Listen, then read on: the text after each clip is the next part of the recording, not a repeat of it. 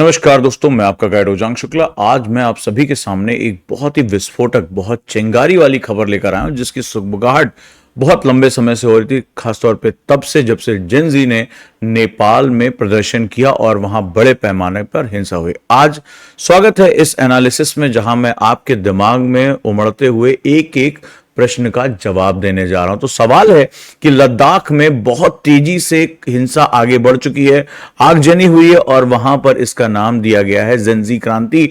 अब सवाल यह है कि सोनम वांगचुक जो इस पूरे आंदोलन के लीडर हैं, 15 दिन से वो अनशन पर बैठे हुए थे और वहां उनके अनशन के बाद अब हिंसक यानी वायलेंट प्रदर्शन यहां पर सामने आ चुके हैं। अब सवाल है कि लद्दाख में आगजनी की घटना हो चुकी, बहुत शांत कटाफटा हिमालय के क्षेत्र में रहने वाला जो ये शांत क्षेत्र है, वहां क्या हो रहा है। सवाल यह है कि क्या ये युवाओं का क्रोध है या उसका विस्फोट है या कुछ गहरा षड्यंत्र जिसके बारे में लगातार बातचीत हो रही थी। तो चलिए आज हम इसका पूरा विश्लेषण करते हैं।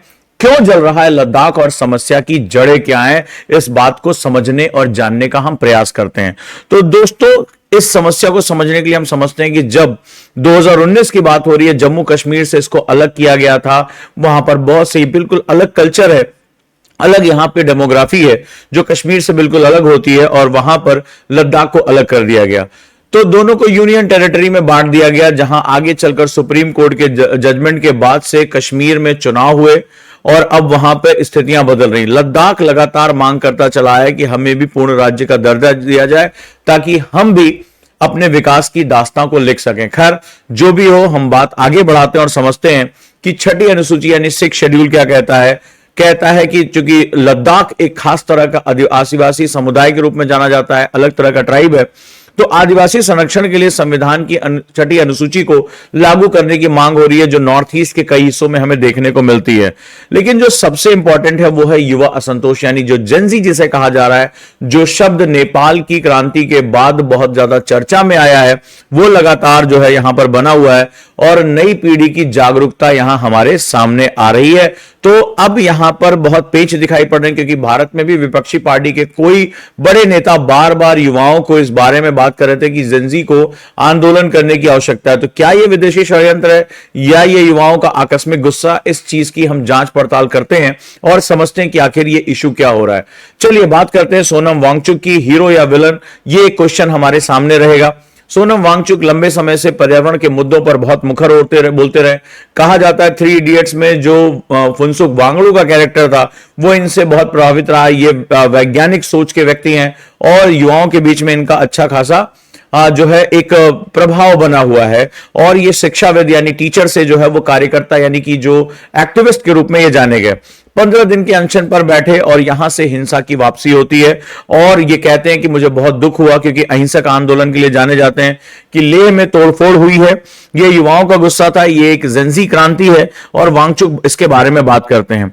तो कौन है सोनम वांगचुक? ये एक पर्यावरण कार्यकर्ता है, यानी कि एनवायरमेंट एक्टिविस्ट के रूप में जाने जाते हैं, शिक्षा सुधारक हैं, शिक्षा में इनोवेशन, क्रांति और ये सब चीजों के बहुत जो है वो मुखर सेगमेंट रहे हैं, और आंदोलन का ये मुख्य चेहरा भी यहां पर बने रहे हैं। और वर्तमान सरकार के साथ इनकी तनातनी बार बार जो है सामने आ रही है कि वर्तमान सरकार लेह में, लद्दाख में जो यहां के लोग हैं, इनकी जन आकांक्षाओं को नहीं समझ पा रही है।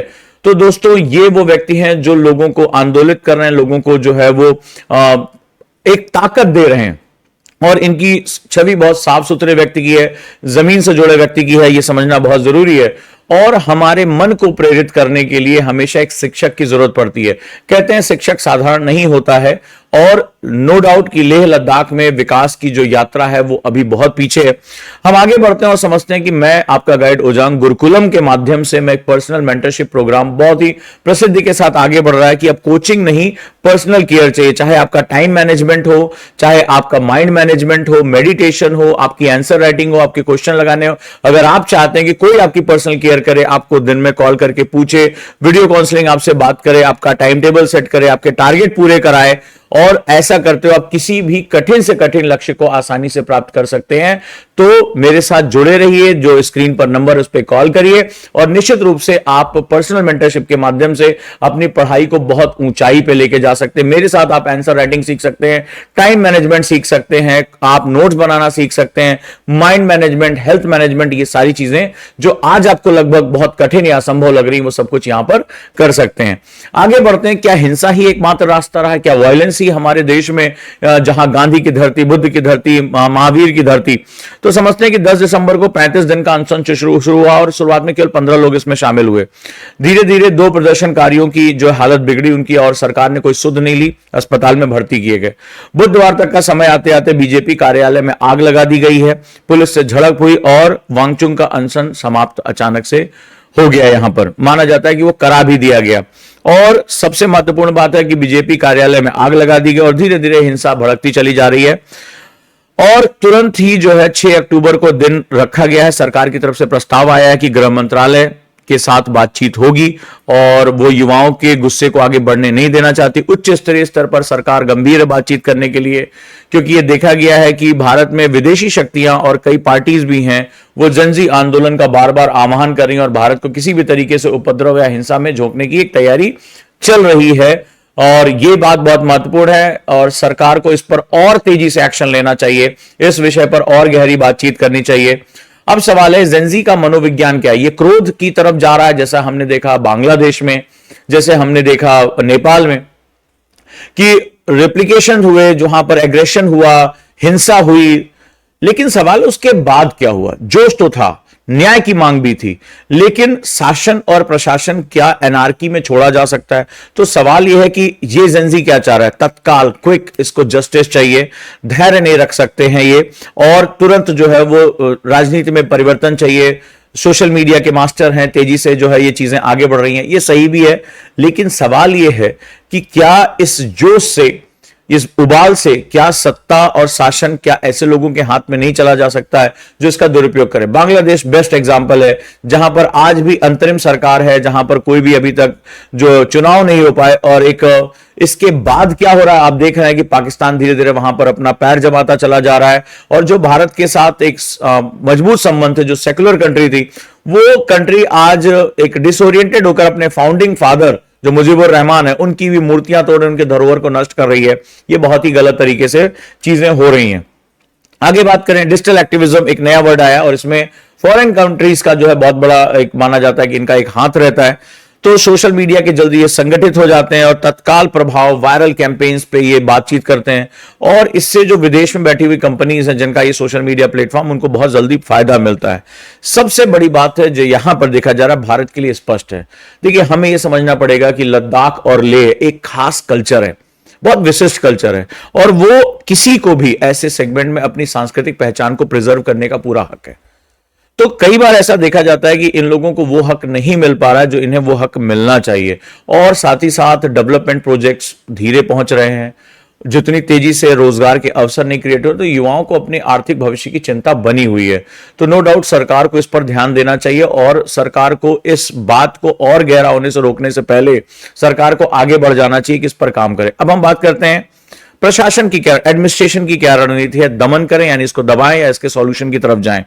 धारा 163 लागू कर दी गई है। 5 या अधिक लोगों के जमावड़े पर प्रतिबंध है। आप इकट्ठा नहीं हो सकते, बिना अनुमति के जुलूस नहीं लगा सकते। तत्काल प्रभाव से प्रशासन जो करता है वो कर दिया जाता है, और अतिरिक्त बल भेज दिए गए हैं ताकि जो है वो स्थिति को बिगड़ने से रोका जा सके। हमने अपने आसपास देखा कि कैसे ये मूवमेंट बहुत तेजी से आगे बढ़ जाते हैं, और लगातार शांति बहाली की अपीलें की जा रही हैं। लेकिन इससे भी कहीं आगे बढ़कर जो सिविल सोसाइटी के जाने माने लोग हैं, उनको आगे आना होगा और उनको इस विषय पर गहराई से सोचना होगा, बातचीत को समझना पड़ेगा, युवाओं को बातचीत में शामिल करना पड़ेगा। अब ये देखा जा रहा है कई देशों में कि जो नेतागण हैं वो बहुत ही ओल्ड, पुरानी सोच के हैं, ओल्ड स्कूल से हैं, और जो यूथ है उनके एस्पिरेशन, उनकी सोच अलग तरीके से। इस गैप को भरने के लिए हमें क्विकली समाधान की तरफ जाना पड़ेगा, अदरवाइज हो सकता है कि भारत को भी इन छोटे छोटे मुद्दों के बहाने से आग में झोंक दिया जाए, और पूरी दुनिया में जो हम विकास की गाथा लिख रहे हैं वो विकास की गाथा की कलम तोड़ने का प्रयास हो। अब सवाल करते हैं कि छठी अनुसूची क्या है, क्या ये कोई जादुई समाधान है? बहुत ही खूबसूरत बात करते हैं, क्या ये कोई जादुई समाधान है, मैजिक सॉल्यूशन है, या एक राजनीतिक चाल भी हो सकती है? तो संवैधानिक सुरक्षा की अगर बात करें तो हमारे संविधान ने आदिवासी क्षेत्रों के लिए, जो ट्राइबल एरियाज है उनके लिए विशेष प्रावधान, स्पेशल प्रोविजंस किए हैं, स्वायत्त परिषद दिए हैं जिससे वो अपने शासन को काफी हद तक खुद ही कंट्रोल कर सकते हैं, खुद ही गवर्न कर सकते हैं, अपने स्पेशल कल्चर को प्रिजर्व कर सकते हैं। खासतौर पर पूर्वोत्तर में ये हमने देखा, चाहे त्रिपुरा, मेघालय, मिजोरम और आसाम। तो अगर इस दृष्टि से देखा जाए तो लद्दाख को ये जो मांग कर रहे हैं वो बिल्कुल सही कर रहे हैं, क्योंकि बहुत लंबे समय तक वो कश्मीर के कल्चर के साथ जो है वो रहे और वहां पर वो कल्चर जो है वो एक तरह से हाशिए पे रहा। तो आज अगर वो अपनी एस्पिरेशन की मांग करो, भारत के नॉर्थ ईस्ट में ऐसा है, तो लद्दाख के लोगों को भी ये हक मिलना चाहिए। आगे बात करें स्थानीय शासन, तो जो वित्तीय शक्ति यानी फाइनेंशियल पावर है, वैकल्पिक न्यायिक तंत्र है, स्थानीय निकायों का अधिकार, ये लद्दाख के लोग मांग रहे हैं और मुझे नहीं लगता कि इसमें कोई गलती है, क्योंकि वो एक खास तरह का जो सेगमेंट है, खास तरह का जो कल्चर है, वो उसको प्रिजर्व कर सकते हैं। लेकिन मांगने के लिए हिंसा एक रास्ता हो सकता है। कम से कम भारत में यह चीज मान्य नहीं रही है। हमारे पास शांतिप्रिय आंदोलन और हमारी धरोहर हमें यही सिखाती है। अब सवाल है कि आप क्या जानते हैं कि जो हमारे तथ्य हैं वो क्या हैं? इस पूरी कहानी के पीछे क्या कहानी चल रही है वो समझने की हम जरा कोशिश करते हैं। तो 2019 का साल है जो अलगाव का साल कहा जाता है। जम्मू कश्मीर से अलग होकर एक केंद्र शासित प्रदेश बन जाता है लद्दाख। बहुत ही कठिन जो इसकी जलवायु है, बहुत कठिन इसका जो टेरेन है, ऑक्सीजन की कमी है, पानी की यहां कमी है और ये एक कोल्ड डेजर्ट यानी कि एक शीत मरुस्थल के रूप में जाना जाता है लद्दाख। ऐसे में यहां पर विकास करना, यहां पर विकास पहुंचाना एक बहुत कठिन चुनौती हो जाता है। लेकिन यहां पर पोटेंशियल भी है। जैसे यहां पर आसमान, चूंकि डेजर्ट होने की वजह से आसमान साफ रहता है और यहां पर सूर्य की किरणें सीधी पड़ती हैं। ऐसे कंडीशन में यहां पर सोलर पोटेंशियल का बहुत बड़ा जो है वो हब हो सकता है, सोलर पावर बन सकता है। इसके साथ साथ चूंकि यहां पर आसमान साफ होता है, ये कोल्ड डेजर्ट के फॉर्म में यहां पर जो अंतरिक्ष वेधशालाएं होती हैं वो बहुत अच्छे तरीके से एस्टैब्लिश की जा सकती है। लेकिन और भी बहुत कुछ किया जाना है जो यहां के युवाओं को रोजगार के साथ जोड़ सकता है। 15 दिनों का अनशन होता है यहां पर और 4 पूर्वोत्तर राज्य जो हैं वो छठी अनुसूची में वर्तमान में शामिल है। लद्दाख कह रहा है कि मुझे भी शामिल किया जाना चाहिए और काफी हद तक ये मांग उसकी जायज भी है। अब सवाल है कि लद्दाख का भविष्य किसके हाथ में है? तो 6 अक्टूबर की बातचीत बहुत महत्वपूर्ण है और सरकार को हाल की घटनाओं में देखते हुए बहुत सजग हो जाना चाहिए और पूरी शिद्दत के साथ, गंभीरता के साथ न सिर्फ बातचीत करें, उसका सॉल्यूशन भी निकाले, क्योंकि हमारे आसपास के जो देश हैं वो डिस्टर्ब किए गए हैं। ठीक है, और लगातार एलएबी और केडीए जो वहां पे संगठन है उनका संयुक्त प्रतिनिधिमंडल जा रहा है, बातचीत कर रहा है और शांतिपूर्ण समाधान की उम्मीद है। उच्च स्तर पर इसको देखा जा रहा है कि ये जो आग है वो पूरे देश में नहीं फैलनी चाहिए। अब सवाल यह है कि क्या सरकार युवाओं की आवाज सुनेगी या संघर्ष और भी गहरा रहेगा? साथ ही साथ सोनम वांगचुक कहते हैं कि ये युवाओं का गुस्सा था एक जेनजी क्रांति, एक उन्होंने वर्ड यूज किया कि ये जेनजी क्रांति थी। ये एक बड़ी अजब सी जो है सुगबुगाहट है, क्योंकि भारत में इस तरह के मुद्दे लगातार जो आपने देखा, कुछ विपक्षी पार्टियां आपने जो है सोशल मीडिया हैंडल से इस बात कर रही, क्या भारत क्यों उसका युवा तैयार नहीं हो रहा है? ऐसे में सरकार को घेरने का प्रयास हो सकता है। तो ये बहुत ही महत्वपूर्ण सेगमेंट है। आपका क्या मानना है? तत्काल इसका जवाब दें, कमेंट में मुझे बताएं। अगर आपको ये डिबेट समझ में आई हो, पसंद आई हो कि क्या हिंसक प्रदर्शन उचित है। पहला हमारा क्वेश्चन है कि जब हम शांतिपूर्ण तरीके काम ना करें, हम सरकार में अनुसंधान में 15 दिन से बैठे, कोई सरकारी व्यक्ति नहीं आया, तो क्या हिंसा अंतिम विकल्प है? पहला आप जवाब दे सकते हैं। सरकार को तुरंत राज्य का दर्जा दे दिया जाना चाहिए, यानी स्टेटहुड उसको दे दिया जाना चाहिए कि लद्दाख को एक अलग स्टेटहुड दिया जाए। तीसरा, जेनजी की राजनीति कितनी प्रभावशाली? पूरी दुनिया में जेनजी जो यूथ है सोशल मीडिया के माध्यम से आगे आ रहा है, लेकिन क्या वो राजनीति की जो गहरी और धैर्यपूर्ण जो चाल होती है, जो परिवर्तन के लंबे प्रक्रम होते हैं, क्या जेनजी तैयार है? इन 3 में से जो भी सवाल आपको बेहतर लगे हों, जिन पर आपकी समझ विकसित हुई हो, उनको कमेंट में जवाब देने की जरूर कोशिश करें।